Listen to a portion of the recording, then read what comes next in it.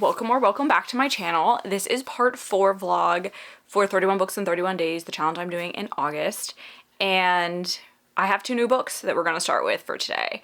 So I've been reading a Kindle book and then like a physical book. Some of the Kindle books I have physically too, but I try to make sure I have one that I can get on Kindle Unlimited or at Libby so that I have something to read when I'm like on the go.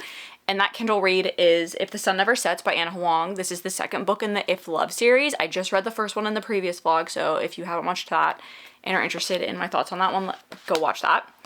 And I'm about 80 pages in already. I did start this morning.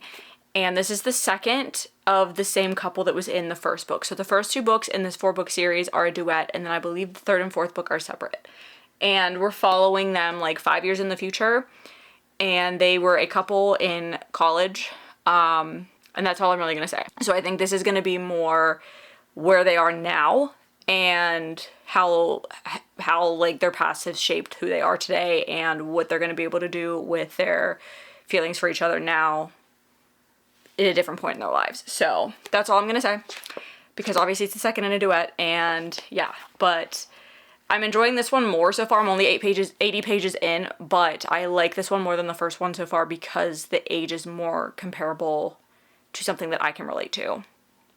The first book, it was really hard to relate to. So Farah and Blake are our 2 main characters in this one, and then I believe that the 3rd and 4th book, so the other 2 couples will probably be people that we've met that they went to school with as well, because they're kind of hinting at that. I don't have those 2 books, so I don't know. I haven't looked. And then I have Richard Chizmar / Stephen King's Gwendys Magic Feather, which is the second book in a 3-book series, but I was told you don't need to read them all. I have the 3rd one. This is the 2nd one. I'm just starting with this one because I don't want to purchase the first one. They're very short as well. I'm already quite far into it because I didn't realize I'd get so far at work today, because it's a very easy read, that I'd be this far by the time I started this vlog, but I am over halfway through. We're following a woman named Gwendy, who is a congressman, a U.S. congressman for Maine, and congresswoman for Maine, and there's like 2 missing girls back in her hometown, and she goes there for the holidays, and she's dealing with like personal stuff too, but there's this mystery around these girls and something from her past that is coming back, which I'm assuming was probably what the first book was about, but you don't really need to know that because it's catching you up in this one as well. This like magic button box shows up, which I believe is the title of the first book, and things happened the first time this showed up, and now she's kind of scared because she's like, why is this back in my life? Is this man gonna show back up again? That kind of stuff. So it is like fantasy paranormal with a little bit of thriller aspects and a little bit of mystery.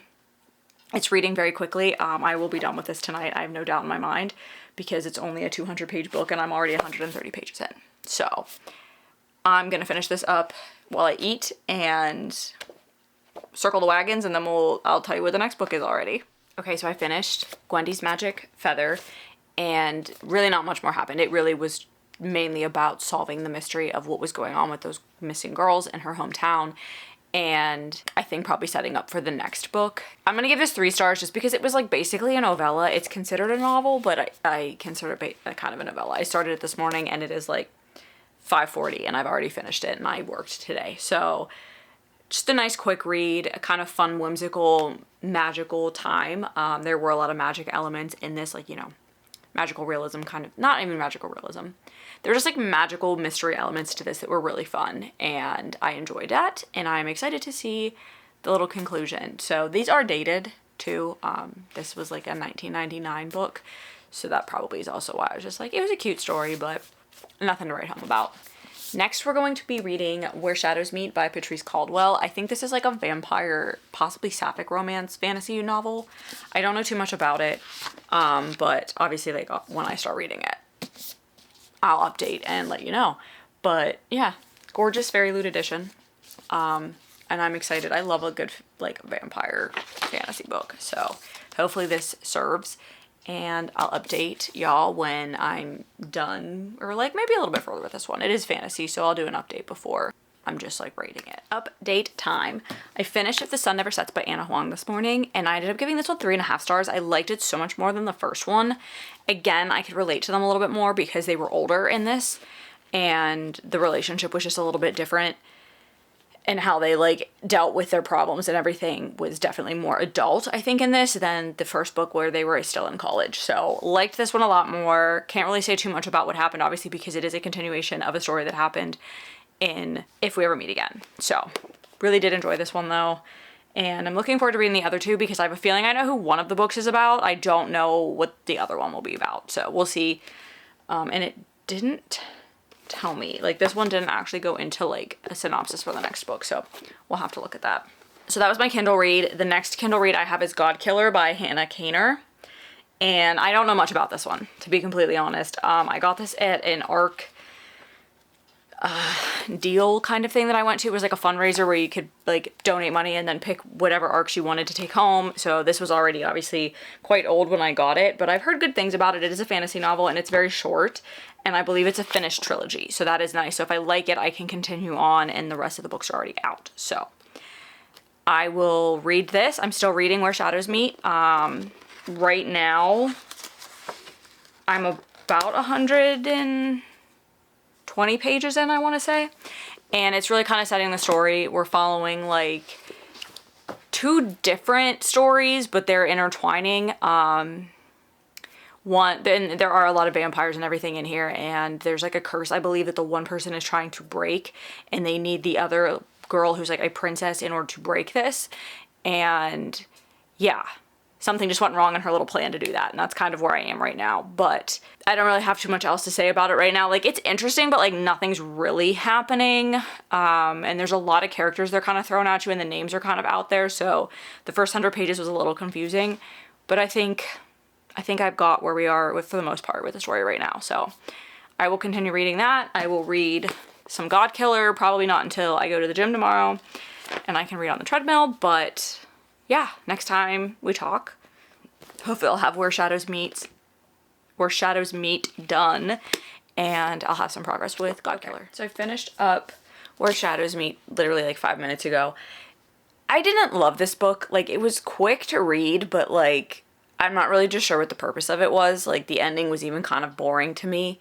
And yeah, so we're following two different storylines, one from like 1,000 years ago. There are vampires and like immortals in this world, and this one couple and how they got together, and then what happened to them, and then now basically like they were separated, and now years later this other girl, this princess's heir to the throne, is the key to getting them back together. But like, if they get back together, like bad things will happen essentially. So then we're following the princess and this other like immortal being that is like the oldest type of being that was in this world, are going to try to save her best friend from these people. And yeah, that's really all I got. And then obviously like it concludes, but it was okay. Like, it wasn't anything that I'm ever gonna think about again.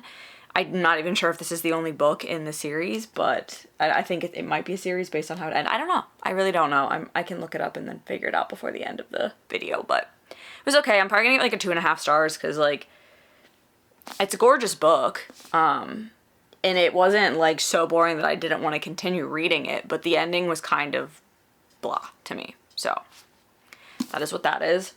And I was also reading God Killer. I started that this morning, and the way that the stories kind of are set up are very similar. So once I like got home, I went to the gym, I was reading there. I got home after shopping and everything for the week, and I started reading this again, and I was a little confused. So God Killer is kind of similar in that we're following something. We find out something that happened like a while ago, and now we're in like present time and following different storylines of these people, and I think it's all going to converge at some point. And there's like gods in this world, and one of our characters is the God Killer, and this other character is asking her for help with a like,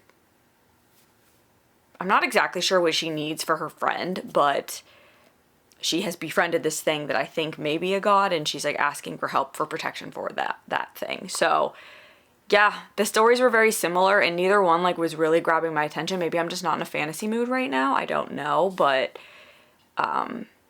yeah, I'm going to continue reading God Killer, obviously, but the other physical book I'm going to read now is Every Summer After by Carly Fortune. I think this will be a little bit more my speed for today because I've been in a very romance mood because of like, it's summer still, and when you're trying to get through like a bunch of reads, like romances are really quick to get through. And I've been really looking forward to this because I want to get to One Golden Summer. So I don't know anything really about this. It may be a second chance romance, but yeah, I will start reading this at some point today and then follow up once I've finished either this or God Killer. Alright, so I finished the last 2 books, so it's time to wrap this up.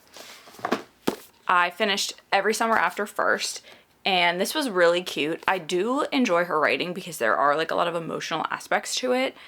The trope in here I really thought was going to bother me. Like, I'm not thrilled about what happened, but it didn't take away from the book for me. I think it was like the meat of the book, and that's maybe why the story didn't bother me as much as it probably should have.